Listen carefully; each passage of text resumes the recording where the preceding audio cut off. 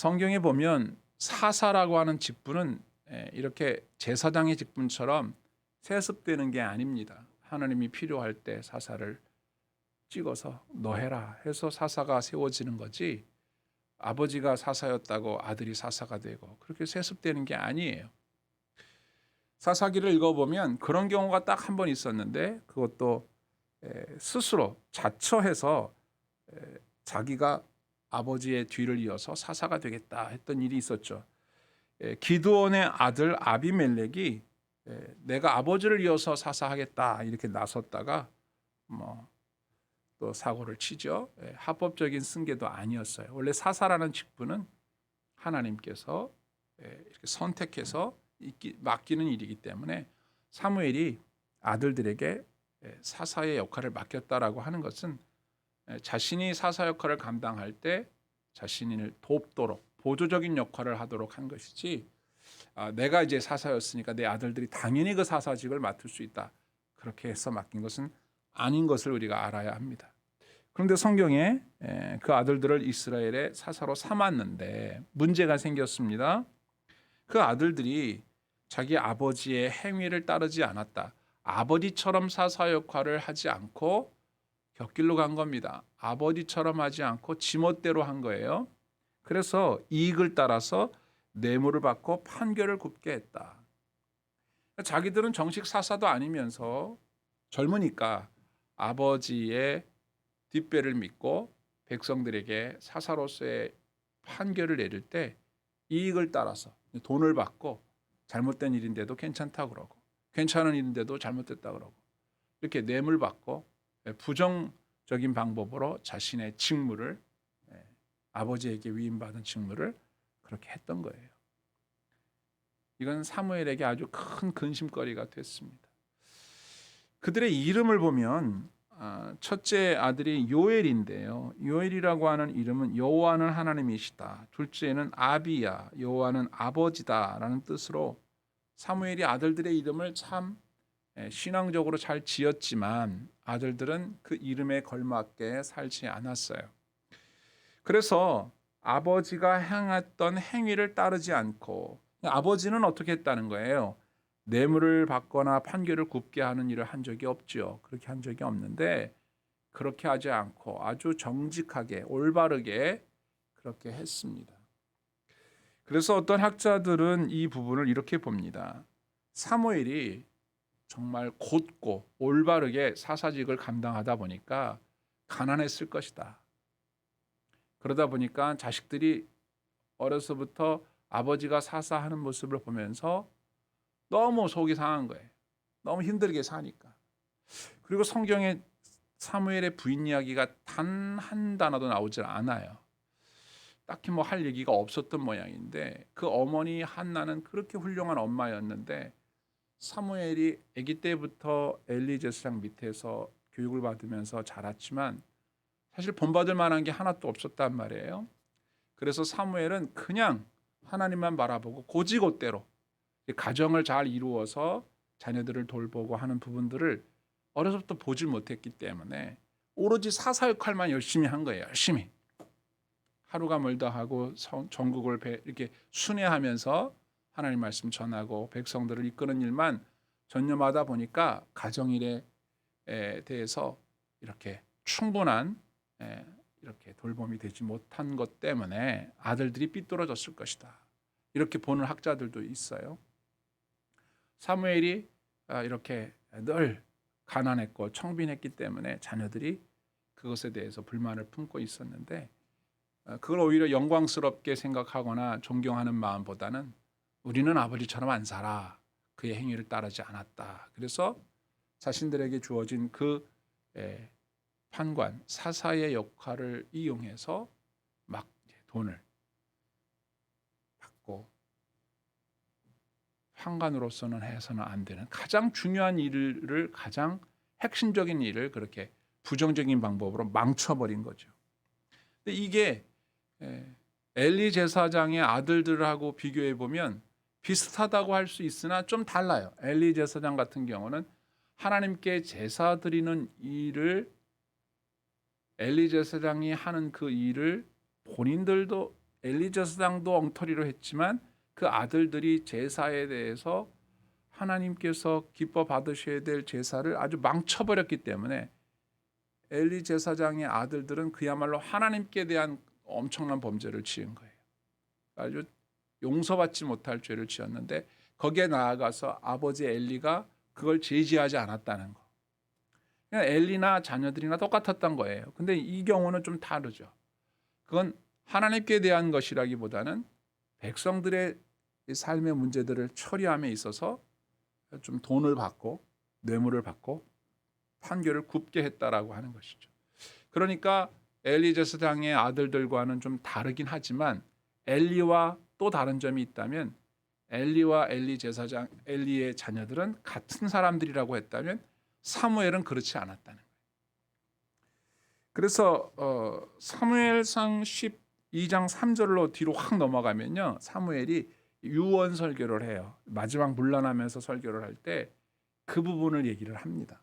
내가 평소에 여러분들한테 뭐 소를 받았습니까? 양을 받았습니까? 내가 여러분들한테 뭐 뇌물을 받았습니까? 있으면 얘기들 해보시라고. 내가 있으면 내가 다 갚아주겠다고. 백성들이 아니라고. 그런 적 없다고. 한 번도 그런 적 없다고 백성들이 인정해 주는. 사무엘은 정말 죽을 때까지 청렴결백하게 살았습니다. 그건 인정해 주는 거예요. 그렇기 때문에 엘리하고는 같은 부류가 아니에요. 그래서 하나님께서 사무엘은 끝까지 그의 사사로서의 권위를 인정해 주고 사무엘 같은 선지자가 나타나지 않아요. 없어요. 전무후무한 사람이에요. 근데 그 아들들은 시작부터 사사의 역할을 이렇게 했기 때문에 역사에 뭐 이름을 남길 만한 사람들이 못 되고 그냥 사라지게 돼요. 그러다 보니까 더 이상 그 아들들이 악행을 더 하지 못하게 될 일이 생깁니다. 그게 뭐냐면 장로들이 찾아와서 당신들 아들들 안 되겠다. 엘리 때는 안 그랬잖아요. 엘리 때는 말해봐야 어차피 엘리가 사람들의 말을 귀담아 들어주지 않았기 때문에 사람들이 엘리 제사장의 아들들이 못되게 구는 것을 말할 수가 없었어요. 근데 여기는 달라요. 장로들이 찾아와서 당신은 늙었고 아들들은 저렇게 하는데 우리 어떡하냐. 우리는 인정 못한다. 당신 아들들이 사사되는 거 인정 못하니까 왕을 세우자. 우리도. 주변에 있는 다른 나라들 봐라. 다 왕이 있잖아. 우리도 왕 세우자. 이런 방식으로는 우리는 싫다. 많이 달라요. 엘리 때하고는. 그만큼 사무엘이 성도들에게 백성들에게 권위적이고 왕처럼 군림하지 않았다는 걸 우리가 알 수가 있죠. 와서 그런 얘기를 하니까. 자, 우리는 여기에서 중요한 한 가지 사실을 좀 알고 가야 돼요. 사무엘은 자녀 교육에 있어서 실패한 것일까? 일단 실패했다고밖에 볼 수가 없어요. 그런데 그것이 사무엘의 잘못일까? 그것도 말하기가 좀 어렵습니다. 왜냐하면 자녀가 잘못한 게 다 부모 탓이라면 또 자녀가 잘한 것이 다 부모 탓이라면 말이 안 되는 것이 몇 가지가 있어요. 예수님의 제자 중에 유다가 있었단 말이에요. 그럼 예수님은 잘못한 겁니까? 예수님이 잘못해서 제자 중에 그런 제자가 나온 게 아니거든요. 그러면 더 올라가서 하나님께서 창조한 첫사람 아담과 하와, 하나님 뭐 잘못했나요? 그래서 아담이나 하와가 죄를 지은 건가요? 이렇게 자신의 죄와 그 사람의 잘못을 부모의 탓으로나 아니면 다른 사람의 탓으로나 환경 탓으로 돌리는 것은 옳지 않습니다. 사무엘이 잘못 가르쳤기 때문에 내가 너희들을 잘못 가르쳤구나. 그래서 자녀들이 삐뚤어진 것이 아니라는 거예요. 아담과 하와가 범죄한 것이 하나님이 잘못해서가 아니라는 것처럼 오늘날 우리는 두 가지를 명심해야 됩니다. 첫째, 내가 잘하면 자녀들도 당연히 잘할 것이다. 아닙니다. 방심하면 안 돼요. 내가 신앙생활을 잘했더라도 내 자녀들이 신앙생활을 잘못할 수도 있다는 걸 잊으면 안 돼요. 방심하면 안 됩니다. 아유, 내가 바르게 했으니까 우리 아들들은 당연히 잘하겠지. 아닐 수도 있다는 것. 항상 명심해야 됩니다. 누굴 보면 알아요? 사무엘을 보면 알아요. 사무엘같이 훌륭한 선지자가, 사무엘같이 훌륭한 사사가 없어요. 근데 그의 아들들은 이렇게 됐단 말이에요. 또 한 가지 알아야 할 일은 자녀들이 잘했다고 해서 그게 다 부모가 잘해서 그런 건 아니라는 것도 알아야 됩니다. 그래서 자녀들이 잘 되는 걸 보면서 하나님께 영광을 돌려야지 자신이 그 영광을 차지하려고 하면 안 돼요. 오늘날의 많은 부모님들이 자녀 자랑을 마치 당연한 것처럼 생각하시는데 그것만큼 어리석은 게 없습니다. 하나님의 은혜로 우리 자녀들이 이렇게 잘 자랐으니 얼마나 감사합니까. 할렐루야. 하나님께 영광 돌립니다. 이래야지 내가 얘네들을 잘 키웠다고 자랑하고 어디 가서 이런 아이들이 없다고 감사한 의미로 말하는 거는 좋으나 그것이 은근히 자신들이 자녀들을 잘 양육했기 때문에 이렇게 되었다라고 말하는 것은 그건 앞에서 말씀드린 것과 마찬가지로 자녀들이 잘못한 것도 본인이 그럼 다 책임져야 돼요. 그러려면 우리는 자녀들에 대해서 하나님께 기도하는 수밖에 없습니다. 얼마나 사무엘이 아들들한테 그러면 안 된다고 얘기했겠어요. 근데 따르지 않아요. 말로 사람이 변하지 않습니다. 잔소리한다고 자녀들의 태도가 바뀌지 않아요. 기도해야 돼요. 하나님이 그 사람의 마음을 움직이셔서 그 마음을 녹이실 정도로 뜨겁고 강렬한 주의 은혜로 우리의 중보 기도를 통해서 우리의 자녀들의 삶의 태도를 바꾸려고 해야 돼요. 3살 버릇 여든 간다 그러잖아요. 안 바뀝니다. 그러나 한 가지 하나님께 기도하여 주님께서 역사하시면 바뀝니다. 변화됩니다. 우리가 이걸 믿고 우리 자녀가 하나님의 은혜 가운데 훌륭한 자녀로 잘 자라기를 기도하는 일을 멈추지 말고 꾸준히 해야 한다는 것 꼭 기억할 수 있기를 바라고요. 혹 자녀들이 잘못했다거나 다른 집 자녀들이 잘못한 걸 볼 때 그 부모를 탓하거나 그 부모를 정죄하거나 애를 어떻게 기르는 거야 그런 식으로 말하는 것도 옳지 않다는 걸 알고 또 내가 그렇다 하더라도 너무 자책할 필요 없어요. 애들이 그렇게 된 것이 그게 나 때문이다 라고 자책하는 것도 그것도 잘못된 거예요. 나도 어느 정도 영향이 있겠지만은 부모로서 책임이 없지 않아 있겠지만은 그게 다 부모 책임이라고 생각하면 속상합니다. 속상해요. 성경적인 올바른 생각을 가져야 우리의 마음이 평강이 옵니다. 하나님께서 우리에게 맡겨주신 자녀들을 위해서 열심히 기도해서 주님의 뜻을 이루는 자녀들로 자라도록 하는 역할을 우리가 충실히 해야 할 것입니다. 우리가 본문을 보니까 왕을 세우자고 막 주장을 합니다. 그 이유가 너무나 또 사무엘의 마음을 아프게 해요. 본문 4절 보세요. 이스라엘 모든 장로가 모여 라마에 있는 사무엘에게로 나아갔습니다. 그에게 말합니다. 보소서, 당신은 늙었습니다. 이제 당신의 때는 다 가고 있잖아요. 또 두 번째, 당신의 아들들은 당신 행위를 따르지를 않습니다. 당신도 알죠? 세 번째, 모든 나라와 같이 우리에게 왕을 세웁시다. 주변의 다른 나라들 보면 우리하고 비슷한데 뭔가 우리랑 달라요. 우리는 왕이 없네. 왜냐하면 사무엘이 왕처럼 행동하지 않았기 때문에 이런 일이 생겼다고 생각하는지도 몰라요. 왜냐하면 왕이라고 하면 상당한 권력을 가지고 있어서 백성들을 다스리고 압제하는 듯한 모습을 보여주는데 사무엘은 그저 기도하고 사무엘은 그저 말이 부드럽고 사무엘은 그저 하나님의 말씀을 증거하면서 백성들을 이끄는 일을 하는 사람이었지 옆에 있는 나라들처럼 왕이 행하듯 그렇게 하지 않는 걸 보고 우리도 왕이 있어야 이 나라가 나라다울 것 같다는 생각을 한 거예요. 그래서 왕 세우자고 요구를 합니다. 현재로서는 사무엘이 이스라엘을 다스리고 있으니까 당신이 이제 늙어서 물러날 때 그냥 물러나면 아들들이 그 역할을 하게 생겼는데 이 아들들이 이 역할을 감당한다는 우리는 그 꼴은 못 보겠습니다. 얘네 말고 왕을 세워주십시오. 당신의 권위로 왕이 탄생할 수 있도록 하고 당신은 물러나는 게 맞소. 이렇게 이제 강력한 요구를 하는 겁니다. 그런데 사무엘이 이 말을 듣고 마음이 불편해합니다. 자, 6절을 보시면 우리에게 왕을 주어 우리를 다스리게 하라 했을 때에 사무엘이 그것을 기뻐하지 아니하여 여호와께 기도했다 그랬어요. 첫째, 사무엘의 마음이 기쁘지를 않아요. 왜 안 기뻤겠어요? 첫째는 이제는 나흘더러 물러나라는 얘기구나. 늙었으니까. 그거 기분 좋을 일 아니죠. 두 번째는 당신의 아들들이 엉망인데 이거 되겠나? 우리 인정 못하니까 다른 사람을 왕을 세워달라. 기분이 좋을 리가 없죠. 나와 내 아들들을 이제는 믿지 못하겠다. 신뢰하지 못하니까 다른 사람을 왕을 세워서 우리를 다스릴 수 있도록 하자라고 하는 이 요구 자체가 사무엘이 이제는 배제되는구나. 난 이 사람들에게 싫어 미워하는 바 되었구나. 저 사람들이 나를 이제는 더 이상 좋아하지 않는구나. 이런 생각을 했으니 좋을 게 하나도 없죠. 그 아들들을 바라볼 때 아이고 그냥 속상한 거예요.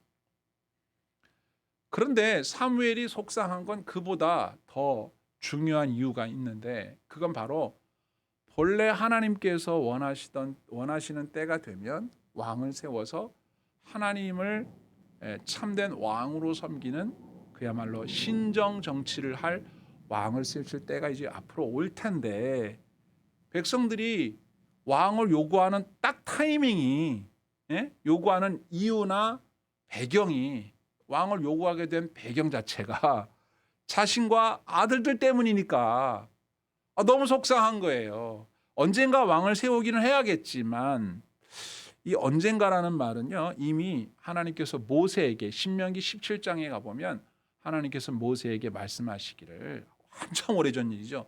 장차 너희가 가나안 땅에 들어가서 이제 살게 되면 처음엔 지파대로 이렇게 살겠지만 어느 정도 때가 되면 왕을 세우게 될 때가 올 거야. 그때가 되면 왕을 세우되 이렇게 해야 돼라고 말씀하셨어요. 이미 그 이야기를 들어서 알고 있었을 겁니다.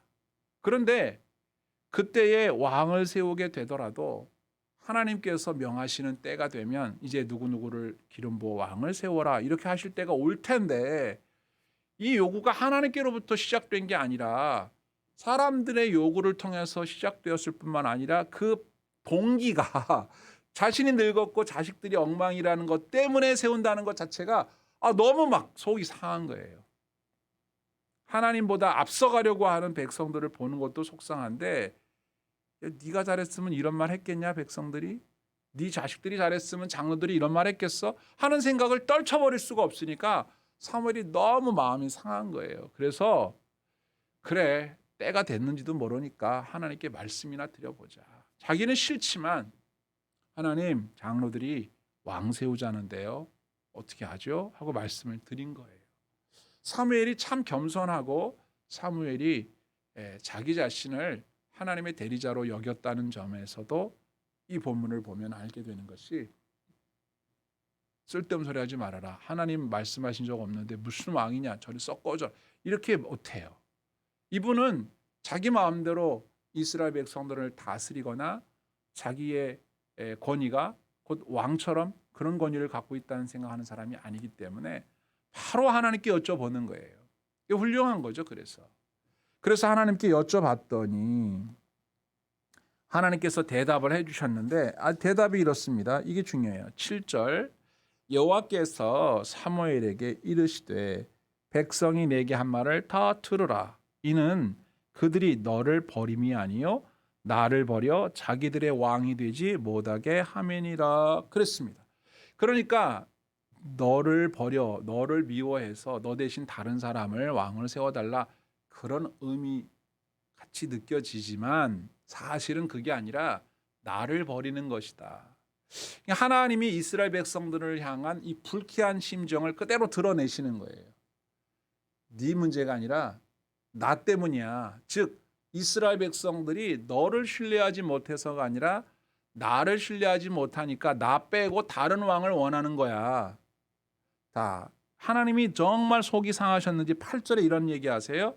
내가 그들을 애굽에서 인도하여 낸 날부터 오늘까지 그들이 모든 행사로 나를 버리고 다른 신들을 섬긴 같이 너에게도 그리하는도다. 아멘.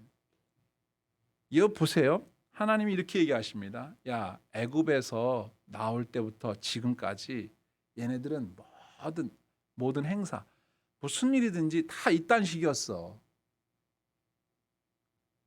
하나님이 너무 불쾌한 걸 그대로 드러내시는 거예요. 이제 너한테도 그러는구나. 이 사람들은 애굽에서부터 지금까지 항상 나를 제외하려고 했어. 버리려고 했어. 이걸 다른 말로 하면 하나님의 다스리심을 거부했다는 거예요. 하나님이 자신들을 도와주시고 하나님이 자신들의 문제를 해결해 주시고 뭐 반석에서 물이 나오고 만나와 메추라기를 먹여 주시고 광야에서 적들로부터 보호해 주시고 이런 거는 반가워하면서도 하나님께서 이것은 안 된다, 이렇게 해라, 이렇게 하면 안 된다라고 하는 다스리심은 싫어했다는 거예요. 언제부터? 애굽에서 나올 때부터 지금까지. 왜 애굽에서 나올 때부터입니까? 그 이전에는 어땠어요? 그 이전에는 노예였거든요. 노예였기 때문에 애굽의 왕의 통치를 받으면서 꼼짝 못하고 노예 생활을 했던 사람들에게 자유를 선물했어요. 구원을 선물했고 그들에게 해방을 선물했더니 이제는 자신들을 구원하신 하나님을 섬기고 그분의 다스림을 따라 살면 좋겠는데 싫다 이거예요. 그래서 이렇게 정리할 수 있어요. 그들은 자신들을 보호해 줄 수 있는 정치적이고 군사적이고 힘을 가지고 있는 왕을 원하는 거예요. 자기들을 통치하는 왕은 싫고 자기들의 삶에 대해서 간섭하고 율법을 주어서 말씀대로 살아야 된다라고 말씀하시는 하나님의 다스리심은 싫고 그런 건 원하지 않고 주변에 있는 나라들처럼 적들로부터 보호해주고 정치를 잘해서 먹을 것을 충분하게 먹여주고 우리가 기분 좋게 마음 편하게 살 수 있도록 도와줄 수 있는 그런 왕을 우리는 원해. 사람의 마음속에 다 이와 같은 왕을 원하는 사람들의 마음의 감정이 다 있어요. 그게 언제부터? 옛날부터 지금까지 계속 그래왔다는 거예요. 하나님이 느끼실 때 그렇게 느꼈다는 거예요. 그러니까 하나님이 무슨 말씀하시고 이렇게 하라고 하시는 건 백성들은 막 싫어해. 그래놓고 어려울 때는 하나님 살려주세요. 먹을 게 없습니다. 돈 주세요. 보호해 주세요. 나 아픕니다. 치료해 주세요. 이런 얘기는 해도 하나님 말씀대로 따르겠습니다. 순종하겠습니다. 삶 속에서 이렇게 저렇게 살으라고 명령한 대로 살겠습니다. 그러지는 않는다는 거예요. 그게 바로 장로들이 왕을 구하고 하나님을 버리는 행동으로 그대로 나타나는 거예요.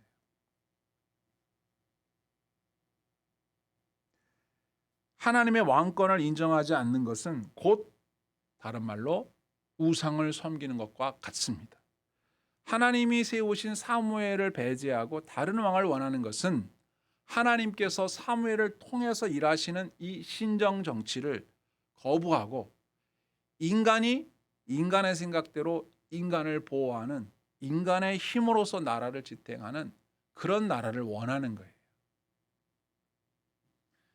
신약 시대에도 똑같습니다. 이스라엘 백성들에게 하나님께서 메시아를 약속하셨거든요. 그 메시아는 어떤 메시아를 말하냐면 다윗의 왕위를 이어받을 이스라엘을 다스릴 왕을 보내주겠다 그랬어요. 근데 하나님 말씀하신 이 왕은 어떤 왕이냐면 하나님께서 나라를 다스리시고 백성을 다스리시듯 하나님의 통치로 나라를 다스리는 왕을 말하는 거예요. 그게 누구예요? 예수님이잖아요. 하나님의 다스림으로 백성들을 다스릴 메시아를 보내주겠다고 했는데 그래서 이스라엘 백성들이 왕을 기다렸는데 어떤 왕을 기다려요? 로마의 압제로부터 우리를 구원해 줄 수 있는 싸움 잘하는 왕, 칼싸움 잘하는 왕, 기적을 베풀어서 오병이어의 기적처럼 많은 군중들을 배부르게 먹일 수 있는 왕,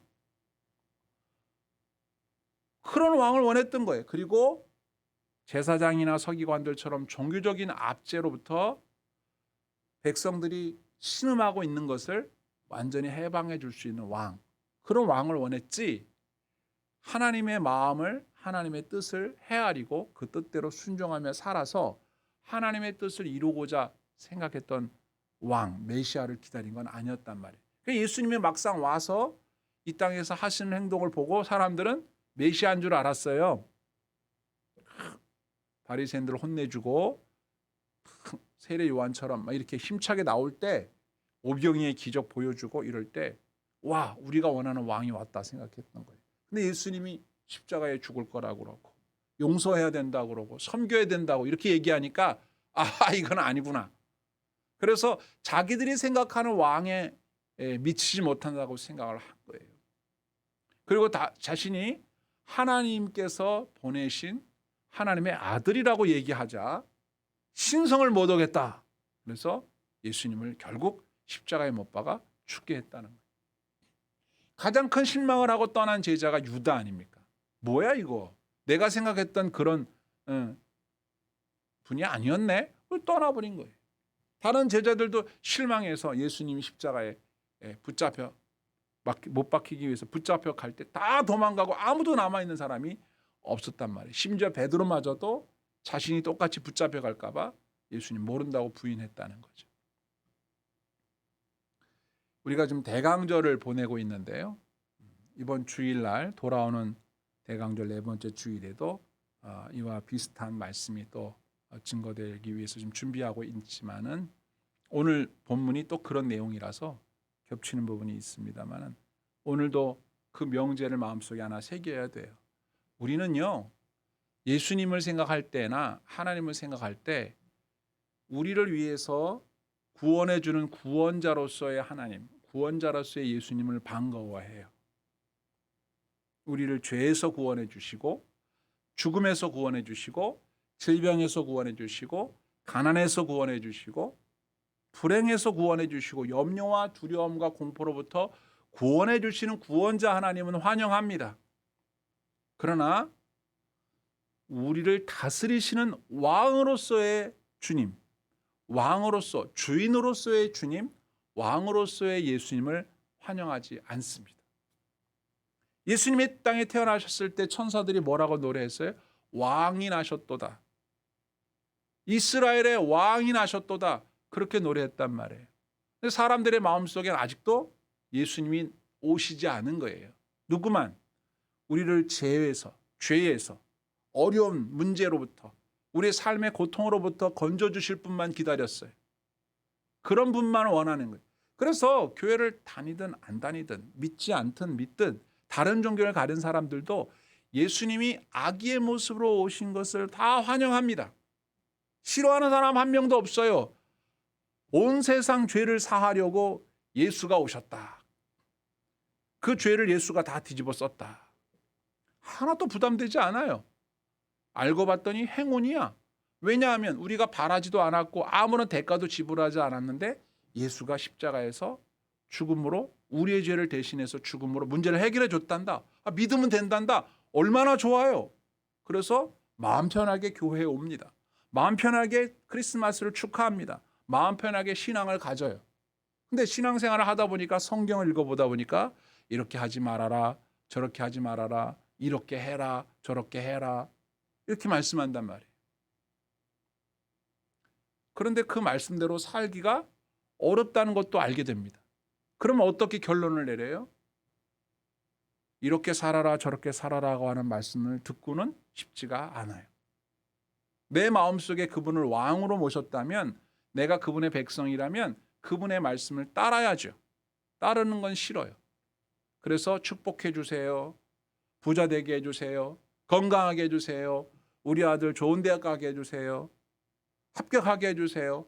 이런 기도도 하고 그런 걸 원해서 그런 걸 들어줄 수 있는 분으로는 섬기지만 겸손해라, 교만하면 안 된다, 용서해라, 다른 사람들을 사랑해라 그런 말씀 따르는 건 싫은 거예요.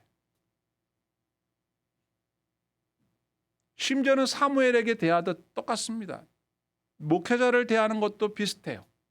목사님은 어떤 목사님이어야 됩니까? 성도들 위로하고 어려울 때 기도해주고 항상 동행해주고 찾아가주고 눈물 닦아주고 옆에서 붙들어주고 내 얘기 들어주고 그런 목사님으로만 원해요.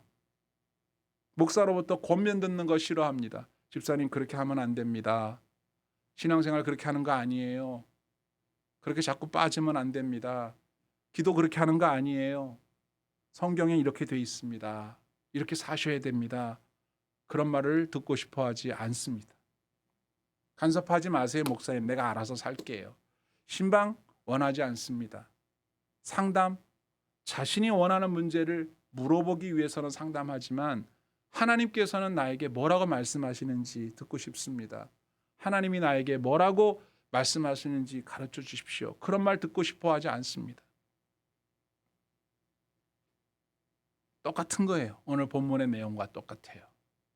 그렇게 신앙생활을 하면 자신이 좋을 때는 교회 열심히 나오고 자신이 원하는 것을 위해서는 나오지만 자신의 삶에 불편한 일이 생기거나 자신의 삶에 잘못된 일이 있는 것 같아서 목회자로부터 또는 성경을 통해서 성경 말씀을 통해서 자신의 삶을 바르게 살아야 된다고 지적받을 땐 불쾌하게 여기고 교회를 떠나게 되는 경우가 너무너무 많습니다. 아직도 내가 주인이고 아직도 내가 왕이에요. 예수님은 2000년 전에 이 땅에 왕으로 오셨고 목자들과 동방에서 온 박사들은 예물을 가지고 그 먼 거리를 여행해서 유대인의 왕으로 나신 분이 어디 계십니까? 내가 경배하려고 왔습니다. 왕을 경배하기 위해서 왔고 그들은 왕께 예물을 드려서 경배를 드렸으나 아직까지도 이 땅에 내가 그리스도인이다, 내가 하나님을 믿는 성도라고 자처하면서도 왕이신 예수님 앞에 엎드리려고 하지 않아요. 그분의 다스림을 원하지 않아요. 내가 원하는 방향대로 되기를 바라요. 누가 왕입니까? 내가 왕이에요. 내가 주인이에요. 그렇게 살아가고 있단 말이에요. 심지어는 가정에서도 그렇습니다. 엄마는 어떤 분이어야 좋아요? 아빠는 어떤 분이어야 좋아요? 우리를 사랑해주고 먹을 거 챙겨주고 학교 보내주고 옷 사주고 좋은 데 데려다주고 선물 사주고 그런 부모님은 원하지만 청소해라, 방 정리정돈해라, 부지런해라, 어머 말씀에 순종해라, 어른들께 인사 잘해라, 학교 가서 선생님 말씀 잘 듣고 친구들과 평화롭게 지내고 이렇게 해라, 이렇게 하면 안 된다, 저렇게 해라, 이렇게 얘기할 땐 듣고 싶어 하지 않는다는 거예요. 애들조차도. 애들이 원하는 부모는 그런 부모예요. 그래서 요즘에 젊은 부모님들 중에 일부겠지만 아이들한테 싫은 소리를 못하는 부모들이 있습니다. 애 기죽을까 봐 야단도 치지 않는다는 거예요. 잘못됐습니다. 아이들은 자기가 왕입니다. 그러다가 사회생활 속에서 누군가로부터 강한 질책을 받거나 누군가로부터 강한 압력을 받게 되면 그걸 못 견뎌서 폭발해버립니다. 보통 우리 세대만 하더라도 부모님 말씀에 순종하지 않으면 당장에 그 대가가 지불된다는 걸 안단 말이에요. 그래서 부모님 말씀을 감히 어길 생각을 못해요. 요리조리 뺀질뺀질 거짓말하면서 빠져나갈 궁리는 할지언정 부모님 말씀에 순종하지 않으면 안 된다는 걸 알아요. 바로 조치가 취해지니까. 그런데 그렇지 않은 사람들은 어떻습니까? 부모님의 말씀에도 뭉개고 앉아 있는 거예요. 왜? 자신들이 생각하는 부모님은 자신을 위한 구원자일 뿐이지 왕은 아닙니다. 물론 부모님도 100% 완전한 사람이 아니기 때문에 자녀들을 교육하는 데 있어서 완전하게 할 수는 없습니다. 그러나 사람들의 마음이 그렇게 흘러간다는 거예요. 학교에서도 마찬가지죠. 선생님이 아이들을 지도하나요? 지도 못합니다. 학부모조차도 당신이 뭔데 우리 아이한테 이렇게 말하느냐고 이야기한다는 것 일부의 사람들이겠지만 들은 바 있습니다. 사회 전체 흐르는 분위기가 사람들은 다른 사람들로부터 혜택받는 건 좋아하지만 다른 사람들로부터 자신의 삶을 지적받는 걸 원하지 않습니다. 좋습니다. 사람들끼리는 어차피 같은 입장이니까 그렇다 치자고요. 그런데 심지어 우리의 삶을 주관하시는 하나님께서 우리의 삶을 다스리는 것마저도 거부한다면 어떻게 그 사람을 하나님의 백성이라고 말할 수가 있겠습니까? 오늘 본문에서 주님께서 하시는 말씀을 여기다 좀 새겨놔야 됩니다. 그들이 너를 버림이 아니라 나를 버려 자기들의 왕이 되지 못하게 하려고 그런다. 우리들은 그러고 있는지 모른단 말이에요. 하나님을 나의 왕이 되지 못하게 하고 있는 거예요. 누구도 내 마음속의 왕은 될 수가 없어. 내 마음속의 왕은 나니까. 내가 왕이야. 내 마음대로 해야 돼. 내 마음대로 안 되면 스트레스 받고 내 마음대로 안 되면 속상하고 불행하다고 느끼고 내 마음대로 안 되면 스스로의 좌절에 빠져버리는 사람들. 내 뜻대로 돼야만 그것이 행복하다고 느끼는 사람들의 마음속에 예수님이 왕이 되는 걸 원하지 않는 거죠. 우리가 오늘날 회개하고 돌아봐야 할 것은 내 마음의 왕좌에 누가 왕으로 앉아 계시는지 확인해 봐야 됩니다. 내가 왕인지, 아니면 돈이 왕인지, 아니면 건강이 왕인지, 아니면 세상 사람들의 인기가 왕인지, 그가 시키는 대로 따라서 살고 있다면 그가 왕인 거죠. 그러나 예수 그리스도께서 내 마음의 왕자의 왕이 되어 주셔서 지금부터 쭉 다스리시고, 나는 항상 그분의 말씀을 따라 순종하고, 그분이 하자는 대로 하는 것이 행복이고, 그분이 하자는 대로 했지만 당장은 내 삶에 어려움이 닥쳐왔더라도 합력하여 선을 이루실 거라는 믿음을 가지고 인내하며 기다릴 수 있는 사람이 진정으로 예수님을 왕으로 섬기는 하나님의 백성이 아니겠냐 이 말입니다. 오늘 이스라엘 백성들이 사무엘을 밀어내고 다른 왕을 요구했던 것처럼 우리들이 하나님의 통치를 거부하는 마음을 가지고 또 다른 어떠한 왕을 세워서, 앞서 말씀드린 바와 같이 예수님이 아닌 또 다른 어떤 존재를 나의 왕자의 왕으로 세워서 그 다스림을 받으며 살려고 한다면 그 왕자를 누가 노리겠습니까? 주님이 내려와 버리신 그 왕자, 비어있는 그 왕좌를 누가 노리겠느냐고요. 악한 마귀는 그 자리를 분명히 노릴 겁니다. 그 자리를 자신이 차지해서 하나님의 백성들을 농락할 것이고, 하나님이 뜻하신 바대로 살지 못하도록 성도들의 삶을 어지럽게 만들어 버릴 거예요. 그래서 시간이 지나게 되면 악한 마귀가 시키는 대로 살고 있다는 것도 인식하지 못한 채 자신의 삶이 엉망진창이 되어버린 다음에 왜 나는 이렇게밖에 되지 않았느냐고 자신의 삶을 이렇게 돌아볼 때 이미 자기는 죄의 종이 되어 있고 악한 자의 종이 되어서 살면서 많은 죄와 많은 악을 저지르게 된다는 것을 뒤늦게 깨닫게 되는 것이죠.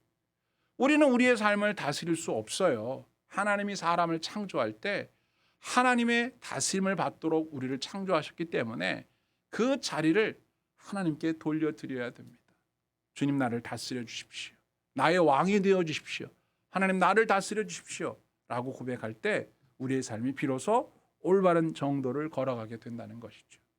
이제 다음에 살피게 될 텐데, 하나님께서 왕을 세우고 하나님께서 사무엘을 통해서 이스라엘 백성들을 다스려 나가시는 과정에 이런 것을 심판적 허용이라고 하는데, 하나님께서 그들이 원하는 요구를 들어주시지만 그것이 기뻐하심 때문에 온 응답이 아닌 그들의 심판적 허용으로 인하여 고통을 당하게 되는 장면들을 이제 보게 됩니다.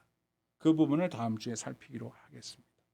오늘도 우리는 이 말씀 마음속에 잘 새기고 하나님이 우리의 왕이 되는 걸 우리는 원합니다. 나를 다스려 주십시오. 그분이 나의 왕이십니다. 다른 왕은 원하지 않습니다. 이러한 마음을 가지고 하루하루를 살아가야 할 것입니다.